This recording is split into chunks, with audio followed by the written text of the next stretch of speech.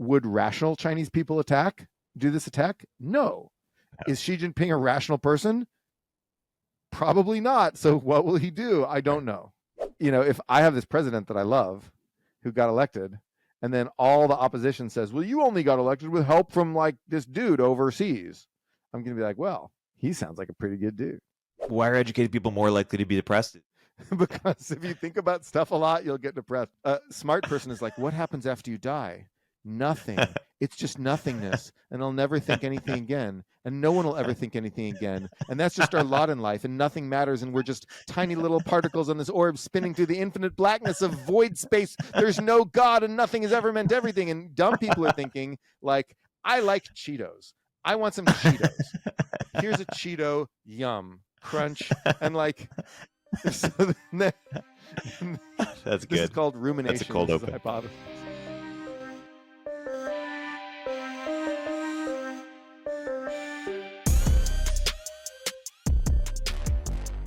Welcome to Econ 102, where economist Noah Smith and I make sense of what's happening in the news, technology, business, and beyond through the lens of economics.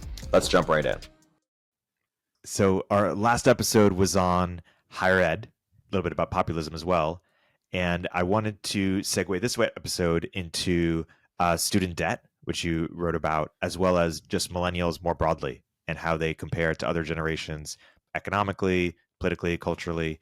But let's first start with student debt, because you've evolved your position over the years as things have changed. Why don't you trace your evolution of thinking on how you think about student debt?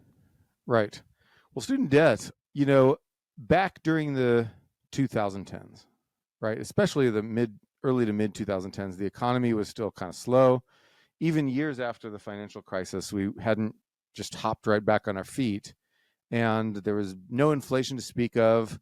There was no real reason not to, kind of turn on the fiscal taps.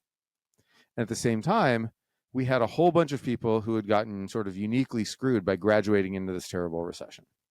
So we know that there's some just negative effects in general of student debt. It locks people into jobs, right? If you have to make all these loan payments, switching jobs or quitting to start your own company or whatever is difficult, right? Because you're not you're sort of chained to this monthly payment. So my idea was, okay, so why not just address all these things with one blanket policy? Do a one-time student debt cancellation that will, that'll help the millennial generation, or the older millennials especially, like my generation.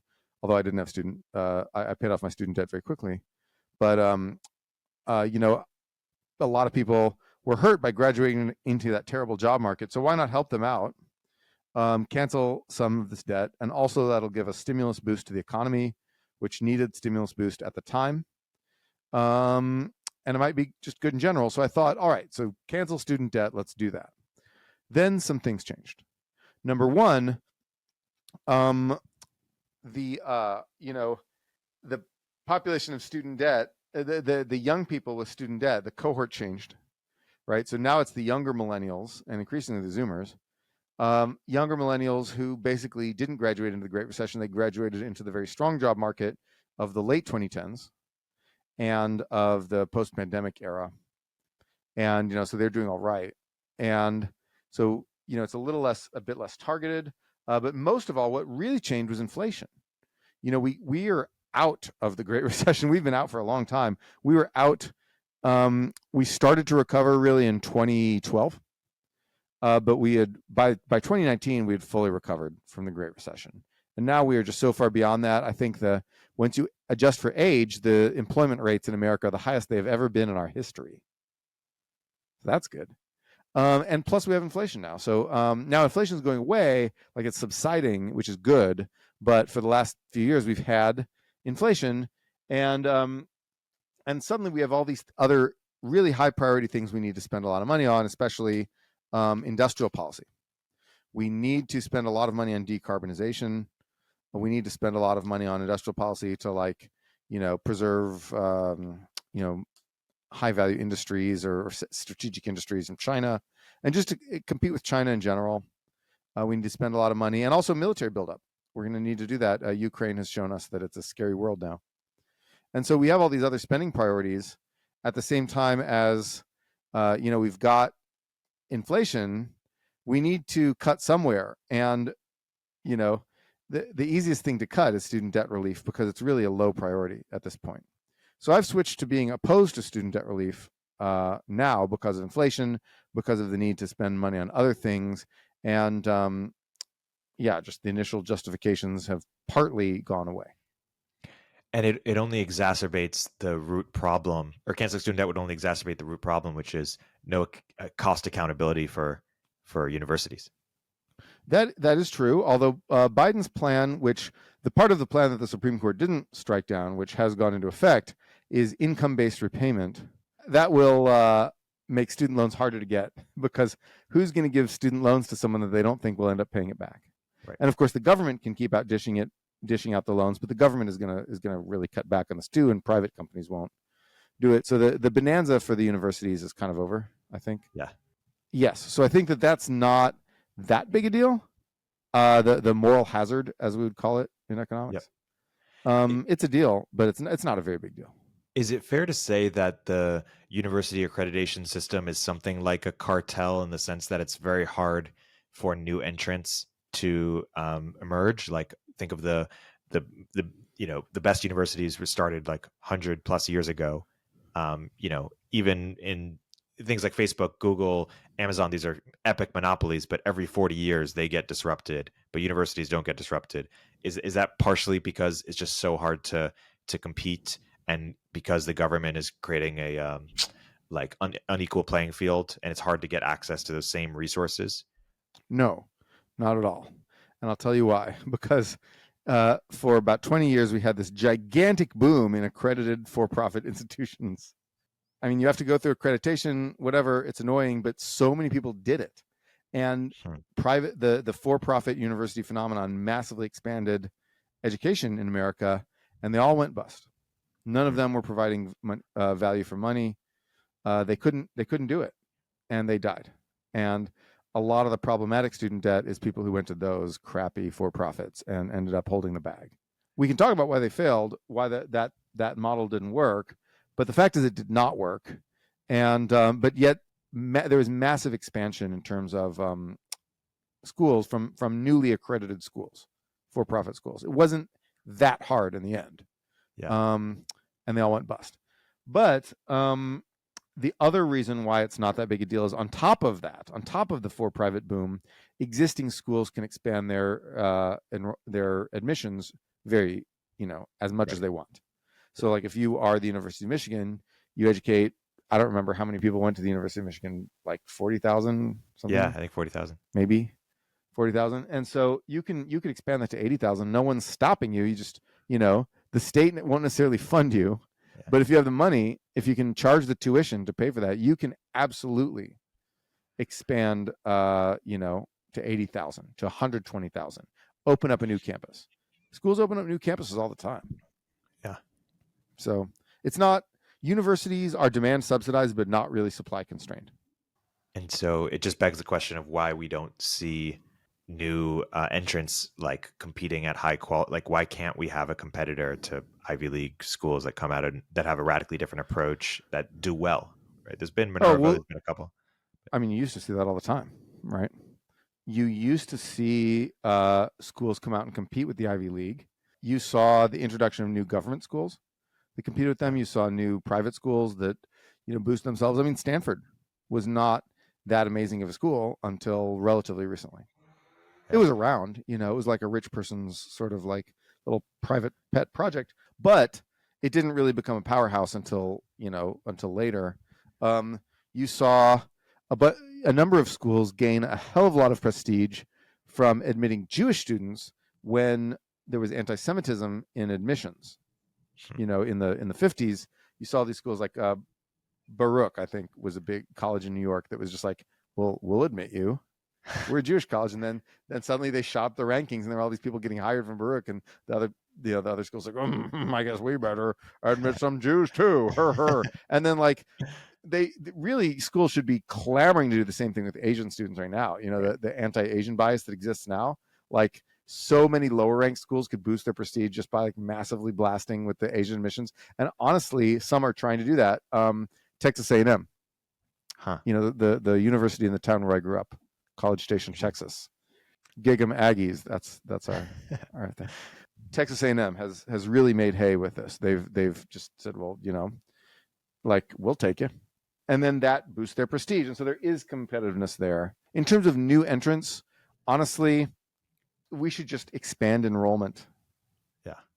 You know, at schools. We don't even need new colleges, to be honest. Like, yes, it would be cool to have some new colleges and it'd be exciting and fun. Competition. But like, we can have competition right now. Like, existing schools can absolutely compete. But they're not going to, right? It's going to be difficult. State funding was cut in the Great Recession, and has never recovered really, or at least not recovered anywhere near trend. State funding was cut.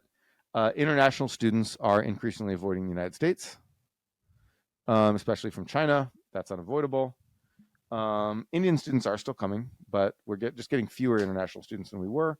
The Chinese students paid really high tuition. The sort of in the 2010s, we made up for the vanished state funding by massively overcharging Chinese students for an American sheepskin. That's done. That racket's over. I was part of that racket. Stony Brook did that plenty. You know, I was there. I loved all the Chinese kids that I like. Almost all my students were Chinese. I loved them. They were great. I was very happy that they weren't the best students I'd ever seen. You know, these are not the super whiz kids who are like, you know, doing the top engineering stuff, but they were good people, you know, absolutely solid, nice middle-class people. And a lot of them stayed in America. And I was absolutely fine with that. I liked it. A lot of people hated it. They were stupid. The people who hated it, like, it was a good thing to get all those Chinese kids and to overcharge them. And they were mostly rich kids from China. And you know what? That was fine. And that was over. It's over now. You know, like that racket is over. That was a thing with an expiration date, and it can't happen again. And Indian students want to come, but they can't pay as much. Speaking of racket, depending on your perspective, do you think universities will lose their tax exemption favored status, or like, will they be treated differently? I don't know. Have you been hearing about that? No, I've heard from people who would like that to happen. But one problem with that is that the tax exempt status of universities is actually, a lot of that is a research tax break. Interesting. So when you take away universities' tax exempt status, you're taxing money that goes to research, and therefore you're defunding research to some extent.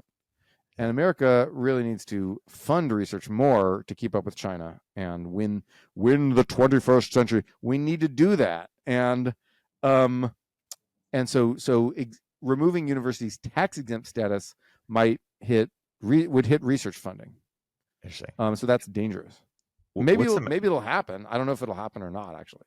What's the right way of thinking about, you know, I hear something like, this might be over exaggeration, but Harvard has like $40 billion endowment or something, like, you know, if that grows, you know, 7% a year, 10%, like, what is the right way of thinking about, like, and is that tax exempt too? Like, at some point that's going to be $100 billion. Like, what is the, you know, what do they do with that money? I mean, I think we should tax, you know, proceeds from endowments, but we should also realize that is going, you know, we need to replace the research funding that's lost. Yeah. We need to directly fund research. And so tax income fund research. Yep. That's what we should do. Yeah. And that those endowments are just going to get bigger and bigger, and you hope that they're reinvested into the research, basically. Yeah. I mean, I don't really know what they're doing with that 40 billion. Yeah. Like, honestly, like, what are you doing with that? Yeah. You know, you can make some income off it, but, like, you know, and use that to pay for stuff. Yeah. But then what are you using it to pay for? Like, right. Are you just using it to pay for, like, schmancier dorms, or, you know, like, overpaying for, like, really old profs who got Nobel Prizes back when they were doing real research? Or, like, what are you doing with that money? And a lot of what they're doing is just over hiring of administrative staff. Yeah. They're just hiring, like, you know, like, I'm the dean of foosball. Like, I go around and make sure that everyone knows how to play foosball. Yeah. Aren't like most employees just administrators, or like most people at these colleges now? Well, now, yeah. It didn't used to be, but yes, they are. Fascinating. There must be a dean of foosball. Did you ever play foosball? I played foosball. Yeah. I never met a dean of foosball, but I'm a solid foosball player. Yeah. Would you have been better with a dean? Yeah, maybe there's some coaching I didn't know I needed, or some oversight. Yeah. Exactly. It would get pretty rowdy. If you're a startup founder or executive running a growing business, you know that as you scale, your systems break down and the cracks start to show. If this resonates with you, there are 3 numbers you need to know: 36,000, 25, and 1. 36,000. That's the number of businesses which have upgraded to NetSuite by Oracle. NetSuite is the #1 cloud financial system, streamline accounting, financial management, inventory, HR, and more. 25. NetSuite turns 25 this year. That's 25 years of helping businesses do more with less, close their books in days, not weeks, and drive down costs. 1, because your business is one of a kind, so you get a customized solution for all your KPIs in one efficient system with one source of truth. Manage risk, get reliable forecasts, and improve margins. Everything you need all in one place. Right now, download NetSuite's popular KPI checklist, designed to give you consistently excellent performance, absolutely free, at netsuite.com/turpentine. That's netsuite.com/turpentine to get your own KPI checklist. netsuite.com/turpentine. Let's segue into or go back to your piece, because you're talking about millennials, and so what is the state of millennials? How should we think about that? Well, so I'm technically a millennial. You're solidly in the millennial generation. I feel like educated millennials, developed this massive sob story around, oh, we get screwed by the Great Recession, and then we get screwed by addition, capitalism sucks, and blah, blah, blah, blah, blah, blah, blah. And like, there was this idea that millennials were generation screwed, and you saw all these stories, and like every major news outlet ran a generation screwed story, right? Maybe I even wrote one, I don't know, but it was all an artifact of the Great Recession. And now we're starting to see all that just unwind. In terms of income, millennials are, ahead of where any other generation was. In terms of wealth, they're at the same level, which is to say that after adjusting for inflation, a millennial who's 32 today, or 35, has just about the same amount of wealth as a boomer or Gen Xer did when they were the same age in terms of dollars. Now you can say, well, on one hand, that's a sucky result because they should have more, right? On the other hand, you can say, well, A, they spent a longer time in college, so they got started later, so they will ultimately have more from just working and saving because their incomes are higher. And B, when the boomers die, where do you think that wealth goes? It doesn't just get like randomly dropped into Zimbabwe or somewhere. Like, although it would be nice if it did, because the Zimbabweans could really use that. But the wealth will be inherited by millennials. And is that a fair distribution of wealth? No, we should have a giant ass inheritance tax like Japan does, but it will happen. And so in aggregate, the millennials are staring down the barrel of a gigantic inheritance on top of the increased incomes that will ultimately allow them to have more wealth than their parents did. Yeah. And so the idea of generation screwed was a temporary thing from the Great Recession, from the fact that we had this financial crisis and recession that lasted 5 years, right? This crappy economy that lasted 5 years, 6 years, and wasn't quite a lost decade. It was like a lost half decade. And during that time, everyone's like, oh, we're screwed. And it's been hard to get out of that mentality, especially because in the 2010s, we went into this period of social unrest, and everyone was looking for something to be upset about during the era of social unrest, right? Everyone was looking for something to be upset about. And for educated millennials who seem to have it all, it was like, oh, we were screwed by the Great Recession. Look at my student debt, like, and so now things are basically righting itself, and the engine of upward mobility has been working for a while now. It's been functioning for, like a decade now. And despite COVID, we just blew right past COVID, and despite inflation, we just blew right past inflation. And the engine of prosperity is working, and millennials are all right now. Yeah.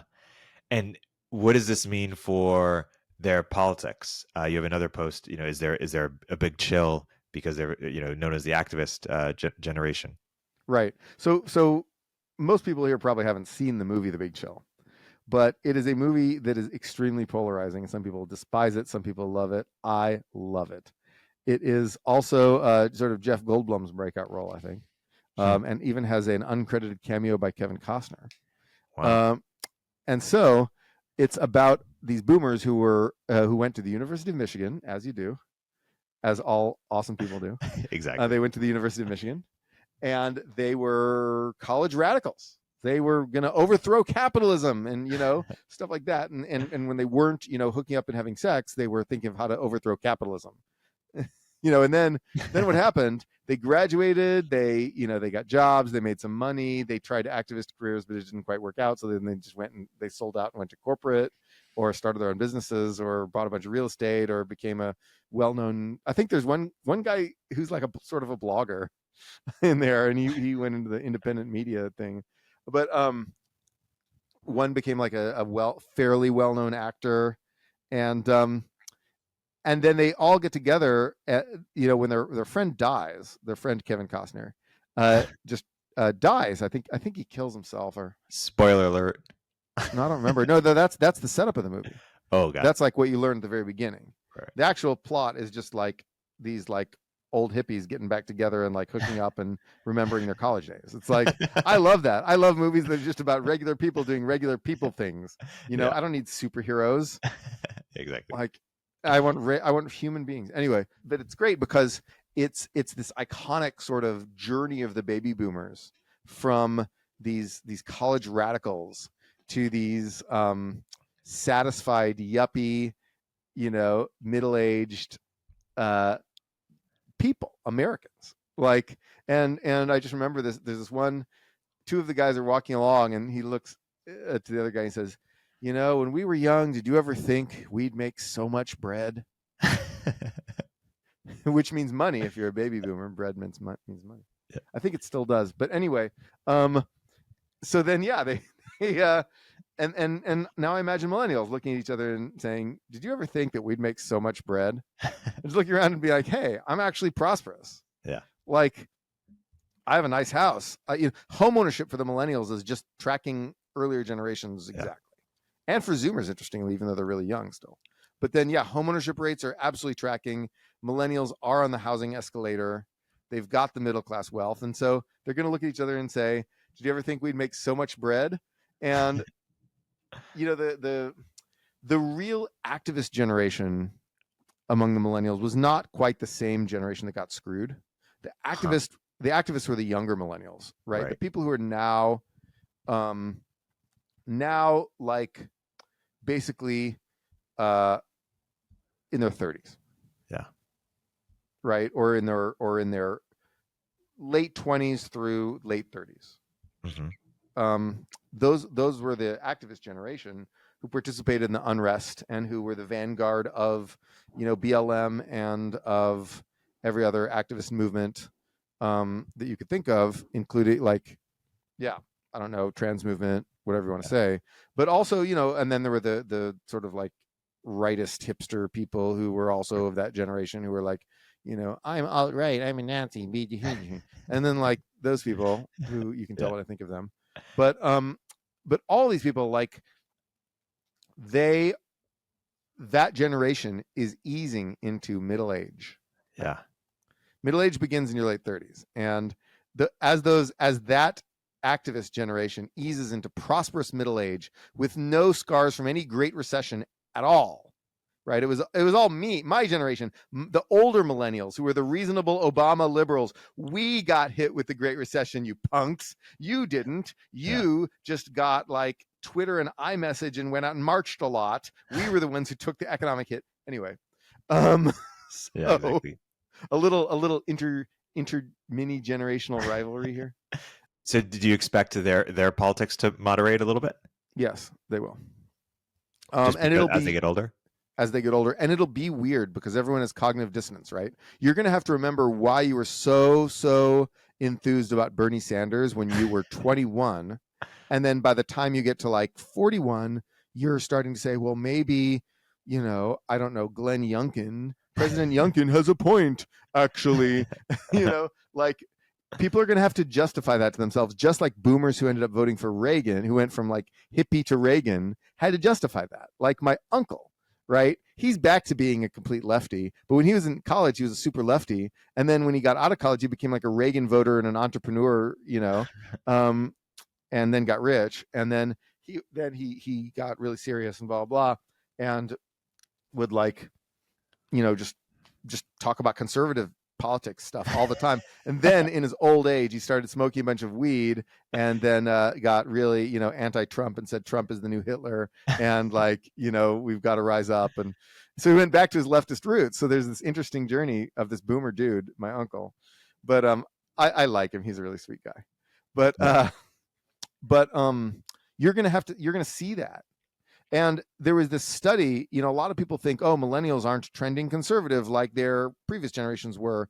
Especially, you saw this study from the Financial Times that showed the curves of boomers and Gen Xers, liberal and then conservative as they aged. And you saw the millennials hadn't even got on the conservative thing yet.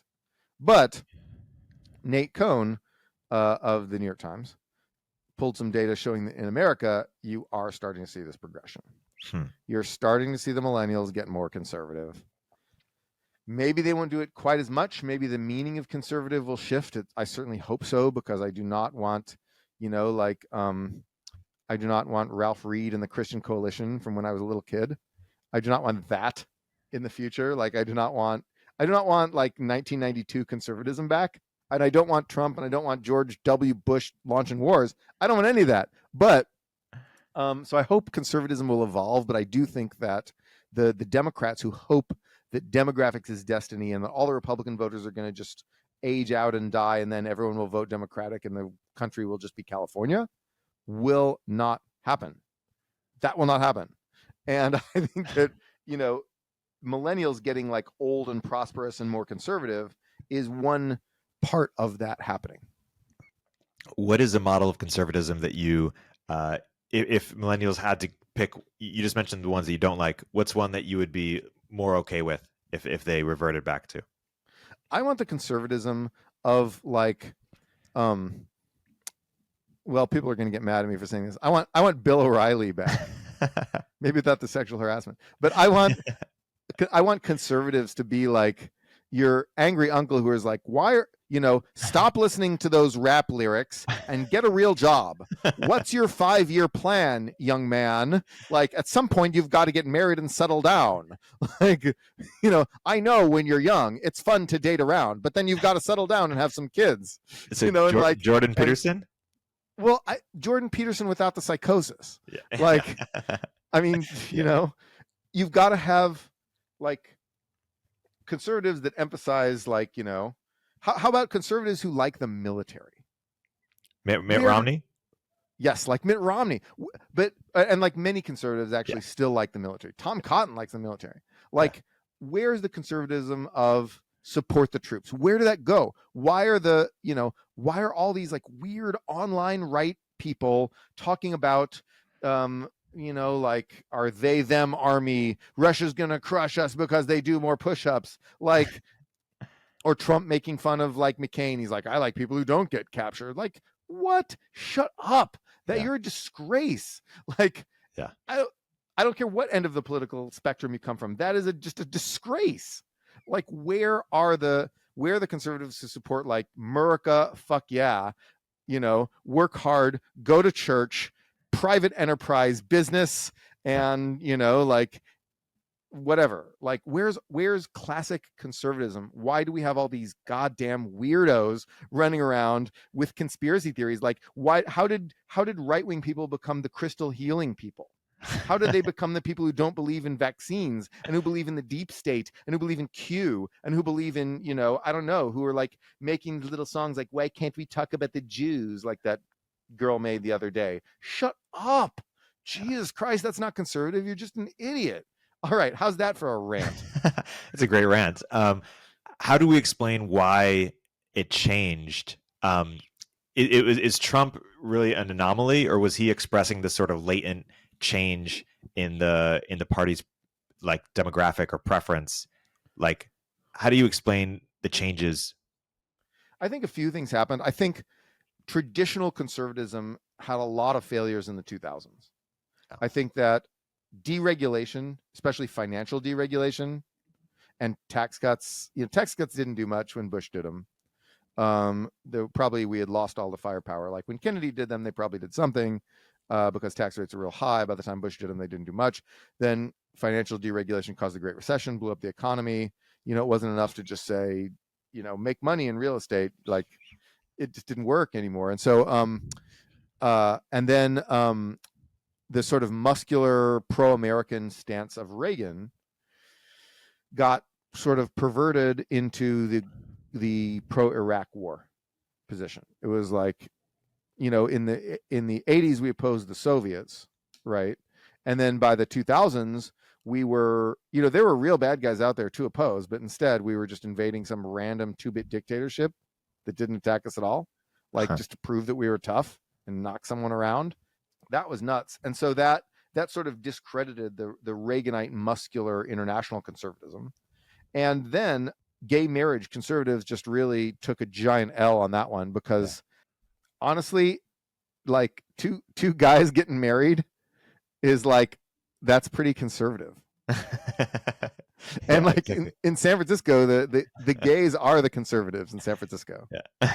And like the conservatives missed that. They just, they drew this line in the sand in the 90s of saying like, we will not allow gay to become mainstream. And it's like gay people are just so normal, and absolutely nothing wrong with gay people. They were the conservatives were going to lose. Tradition can't hold back the march of just normality. Yeah. And so they were always going to lose, and they should have adjusted. They should have said, okay, fine, gays get married, like good gays, go get married. They should have said that, like marriage, yes, good. Right. They didn't. It was a miscalculation by a lot of evangelical churches, and blah blah blah, and it was just really terrible. And then and so I think all those failures at once created this vacuum. Everybody in the Republican Party hated George W. Bush and the legacy of George W. Bush. Yeah. No one wanted to go back to that because he lost on the thing, on gay marriage, or he lost on the things they cared about. And anyway, so then Trump filled that vacuum. Yeah. Trump came and provided something to fill the vacuum of conservatism that Bush had left when he just screwed up and was incompetent. Bush's incompetence and the incompetence of some right-wing activists in targeting gay marriage, those two things together, and to some degree, Clinton's incompetence too. He did financial deregulation, but conservatism basically just screwed the pooch, and it should have just picked itself up, dusted itself off, and said, guess what? We need to change. Now, if you're gay and you get married, that's cool. Yeah. And Peter Thiel knew this, right? Peter Thiel tried to do this. Yeah. Peter Thiel, chess master, always thinking 12 moves ahead, tried to do this, and there was not enough constituency for it. Yeah. He got up at the Republican convention in 2016 and talked. No one cared what Peter Thiel had to say. And I think that was the moment when he saw that there was no response to his speech and that no one was listening to what he said, that he began to get less political. Yeah. That Thiel realized that his brand of intellectual conservatism could not be mainstreamed because most people just aren't intellectual enough to understand what Peter Thiel is talking about. And so I think we should have, the conservatives should have, on national defense, they should have rebranded toward opposing Russia and China. And Mitt Romney tried to do that, right? And he failed. Instead of this weird 1920s isolationism Henry Ford crap, they should have rebranded toward the Tom Cotton thing, which is oppose the enemy superpowers. Yeah. And if Russia had invaded Ukraine during Trump, do you think things would have been flipped where, well, first off, like what would have, would Trump's foreign policy have been significantly different, you think, or the same? And then separately, if it would have been the same, do you think that the right would have been pro Ukraine and the left again? Like, how could things have been different? Just because 20 years ago the right was pro Iraq and today the left is pro Ukraine, it's hard to see why that is. I think the pattern was that Trump was very cowardly on the international stage. Ultimately, he even backed down from most of his China stuff. Trump, he's not a brave man. And he's a cowardly man. He, dodged the draft, has basically like avoided, direct confrontation unless he knew he could win every time in his life. And I don't think he would have had the confidence to stand up and say, we're going to support Ukraine with whatever you need. And now, right now, we're seeing the Europeans. I think at first it was just the Americans mainly supporting Ukraine. It was all American stuff like Javelin, HEGMs, whatever. And us, we were paying all the money to Ukraine. Yeah. Then we've seen Europe start to step up. We've seen European defense budgets increase. We've seen Europe get tougher about a gas embargo. We've seen Europe get more united. We've seen Europe get more pro-Ukraine and start giving them, tanks and missiles and all this stuff that they're giving them. That wasn't true at the beginning. At the beginning, it was mostly us. Right. And so eventually we've gotten to the point now where Europe will probably eventually be able to take over the defense of Ukraine against Russia. And I think they will. And I think America is going to have to pivot to Asia, of course, and put Ukraine on the back burner or whatever. But at the beginning, in that initial phase, that initial few months, it was America that did it all. Right. And had we not, Ukraine would have fallen. So I think that Ukraine would have been conquered. I mean, I think there would be a massive guerrilla resistance and right. I would think there would still be a war there. It would just be a war of liberation to liberate Ukraine instead of to resist Russian conquest or retake parts of Ukraine or whatever we're seeing now. With Trump, I think just out of pure cowardice. Right. But how did the right go from, the stereotype of neocons with it, they were so hawkish, right? So eager to get involved. And how do they go from that to so isolationist? Is it because just different people, the right reconstituted itself, or was the electorate never actually for the war? Like, how do you make the electorate change their mind or change the constituency? One is just overlearning, right? It's like we tried to be aggressive. That sucked. That was a failure. I mean, we won the Iraq War, but no one cared. Like it was a big debacle, even though we won. And so I think that disillusionment with that caused people to overlearn that lesson. That was part of it. Another part of it was that a number of people on the right, not the Republican Party as a whole, but a number of people on the right, after 2016 started to see Russia as their friend. And the reason was not necessarily because Russia helped Trump get elected. The reason was that a whole bunch of Democrats started yelling that Russia helped Trump get elected, right? So if I have this president that I love who got elected, and then all the opposition says, well, you only got elected with help from like this dude overseas, I'm going to be like, well, he sounds like a pretty good dude. Even if I don't think that he actually helped, right? Even though Republicans don't think that like Putin pulled the strings of the 2016 election, right? They don't think that. But the idea that Dems would go after Putin made some people a little sympathetic to Putin. I would say not most, but some people got more sympathetic to Russia because of Russiagate. And I think that this made them naturally sympathetic to Russian narratives, easily propagandized by the Kremlin propaganda machine, which is still the best in the world. So do you think if we were Taiwan and China, the right would have a different view on it? It's selectively isolationist? Well, that's a really good question.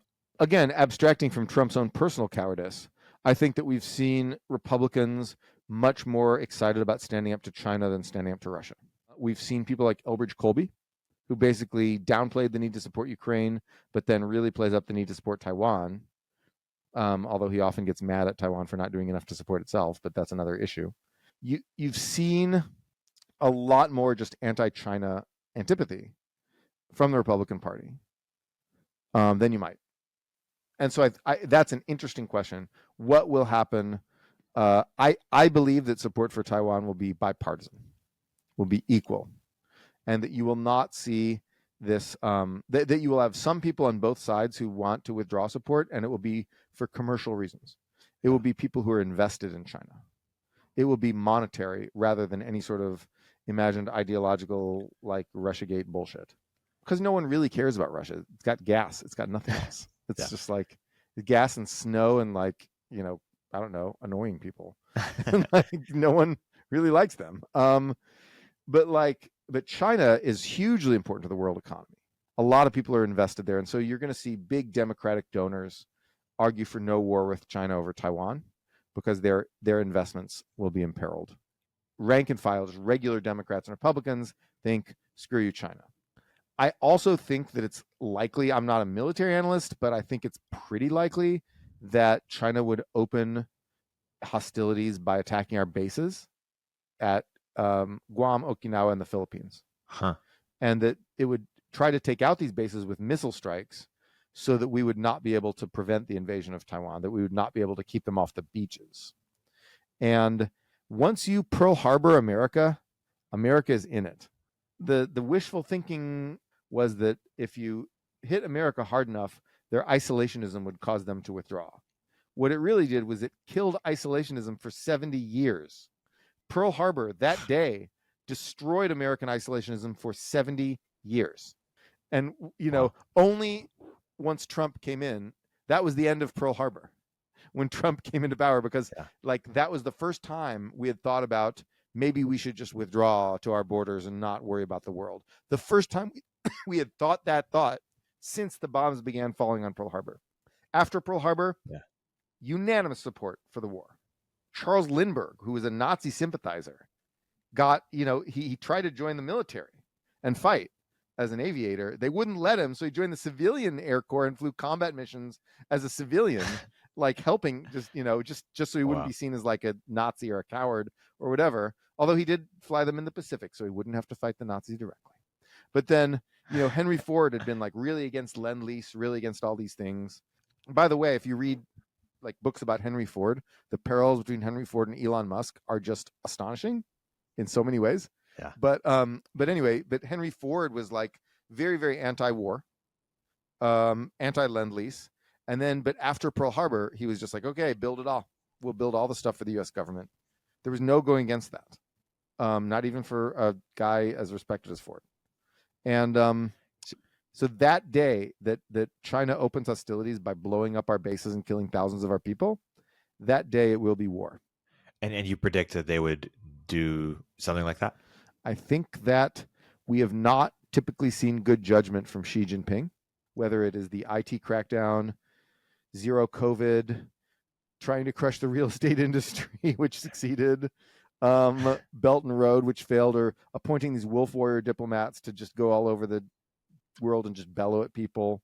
We have seen a lot of dumb, sort of like Kaiser Wilhelm II sort of behavior from Xi Jinping on the international stage. Yeah. He's very, very good at riding herd on the Chinese Communist Party and sort of controlling them and being the big man and infighting and all that stuff. He is bad at actually making policy, just really bad. And talk to any Chinese person where your conversation will not be recorded, and they will agree with you because they all know that they have a dork in power. And so the answer is like, would rational Chinese people do this attack? No. Is Xi Jinping a rational person? Probably not. So what will he do? I don't know. Yeah. Fascinating. And he's not a coward like Trump either. Xi Jinping has great personal bravery. He grew up in a cave. Yeah. He's a caveman.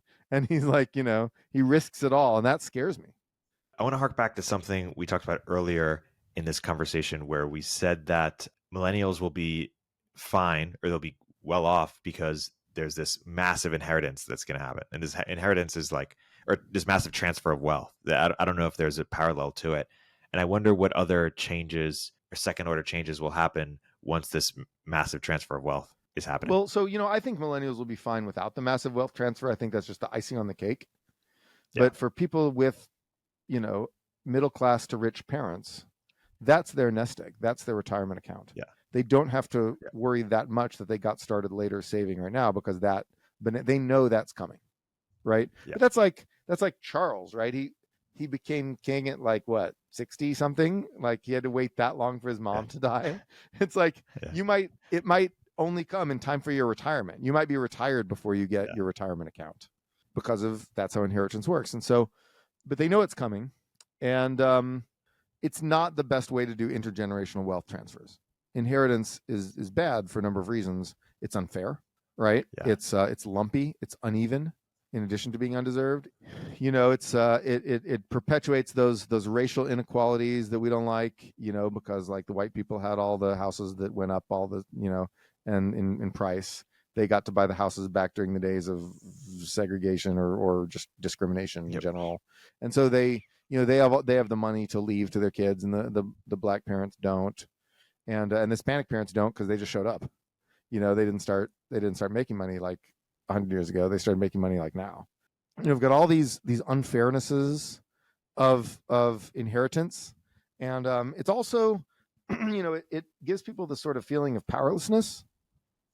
I think Europeans have this problem. In Europe, inherited wealth is a big deal, and that has poisoned European society because it robs people of ambition, and it robs people of the idea that you could create novelty, that you need to stand on your own 2 feet. Because if you're a person who won't get inheritance, maybe you work hard and you become one of the nouveau riche, whatever.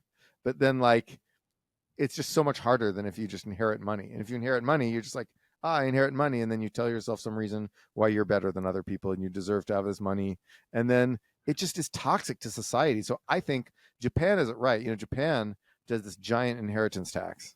There's some issues with it. It can force people to sell properties that they shouldn't have to sell. And so, there's some issues there, but gigantic inheritance tax, something like 60%. I don't exactly remember. 50% maybe. Like they'll just take 50% of your inheritance. And the cap is really low. It's like 100K or above or something like that. Wow. And that resets society each time.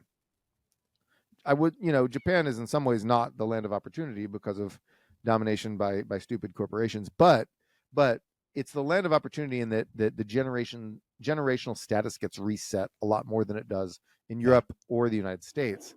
And so I'm not happy about the inheritance boom. I wish we could tax it away and then tax it, but then recycle it, right?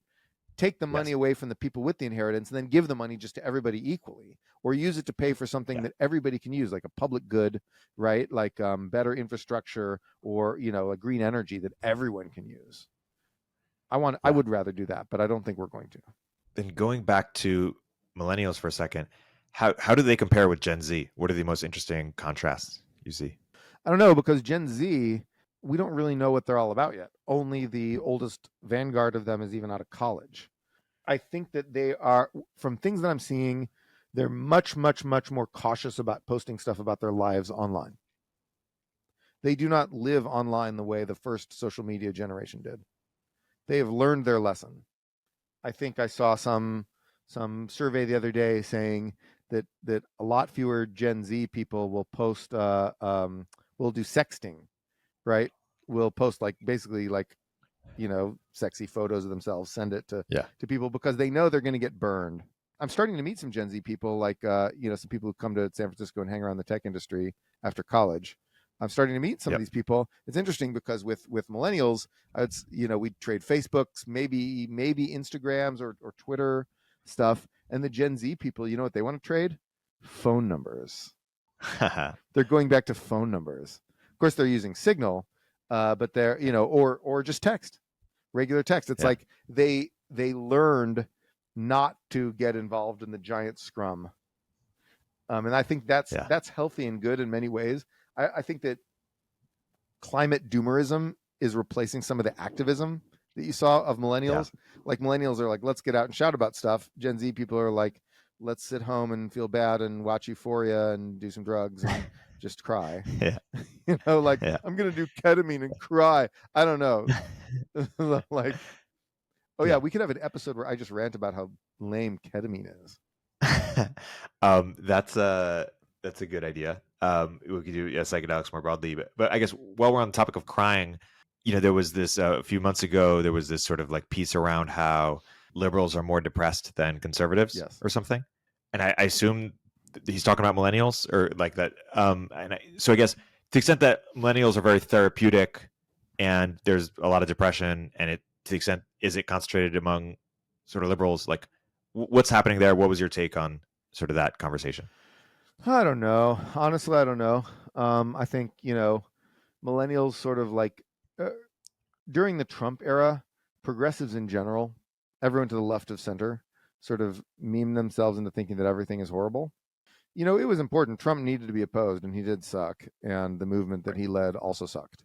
But trying to whip yourself into becoming like a lifetime activist because that's the only way you can oppose shitty Trump movement, that's overkill, and that's not necessarily an efficient method of motivating yourself.